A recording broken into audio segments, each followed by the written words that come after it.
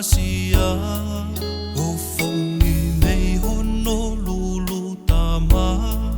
ne hopo koe e hiki waka na moa e halamanga ono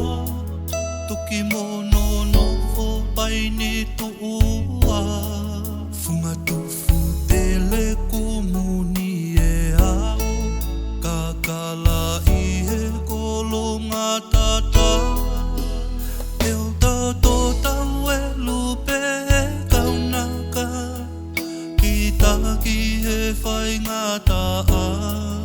i kai haka kauka e tuku e waka piki tai i he waa uka mea Utah Salt Lake Mission hoku tala Whakalangine ko tofa Kataki e mama ngoe hopo kia Lucia peki e ikuna Oku tamola ka ai taini Pea pole ho tau amui Kate kina he whai ngata a Kamata ke mole amanaki Si hoki he ngata palasa Koe a hoko whakamahui Ka aho a pea mole hoku si He ikai a tafoki